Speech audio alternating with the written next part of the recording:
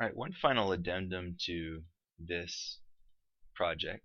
I've got everything working here, and I added in off screen the curving motion back here, and now the ball is moving diagonally. I wanted to show how I did that even though I wasn't able to record it. My recording software was kind of having a fit for a second there, and it wasn't showing me my playback, and had to restart Maya. But all of the animation is in place here. I'll show you the graph editor. So what we've got going on in Translate X and Translate Z is that diagonal movement, and I want to show you how I did that.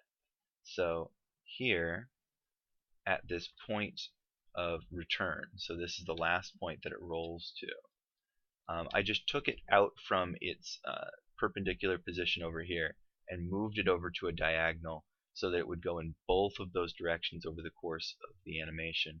Then I also just established one other point. I think I picked, yeah, right here at the end of the dribbles, a breakdown position for both of those channels so that I could create a slightly better arc and determine where this ball would begin turning in earnest over into that position for both of those dimensions there.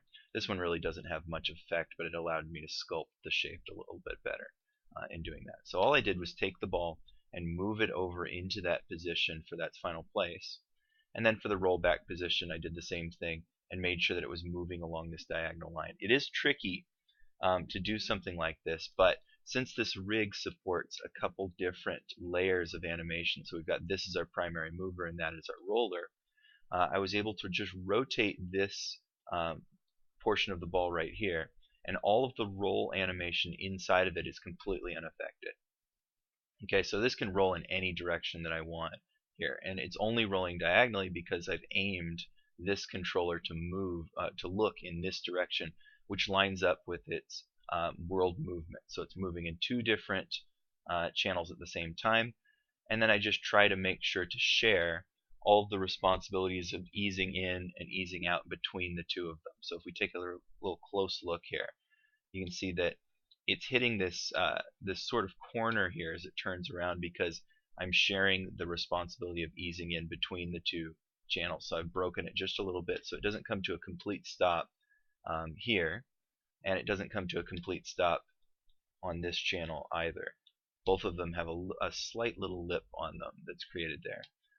These two both stop completely though at the end of this rolling, so those are both just flat tangents. So you can really do things like this fairly easily if you just use your intuition and push it over to the place that it should be on screen, and then just watch your channels and make sure that they're behaving correctly. If you do insert extra keys into your motion, it can have some unexpected results, but I always just default back to linear motion and then ease all of the channels that I'm using collaboratively together so that they don't do anything unexpected.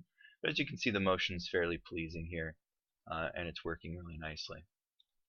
Okay, I never did add squash and stretch in this particular example here.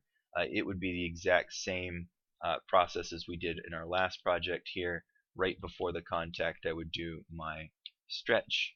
Probably no more than that, a nice small amount of stretch. I have auto keying on right now, so it's recording all of these changes. Here where it hits the ground, I would squash it down to something reasonable facsimile of how much stretch it had before it hit the ground. No more than this for a realistic tennis ball, I'd say. And then I could just adjust the Y position until it's hitting the ground. So here in my Translate Y graph, I can grab this portion, take a good close look here, and it hasn't wandered too much off the ground so it wouldn't require a whole lot of editing. In fact, from far away, people probably wouldn't even notice, but it's good to cover all your bases. In case this was lit and on a solid surface and had shadows, you would see that it was floating off the ground, so you always want to be careful of that. Okay, so there's my stretch coming into that position here. I would make sure it's zeroed out when it's in equilibrium up there, and then as it leaves that position, I would stretch it out again. Stretch, there we go.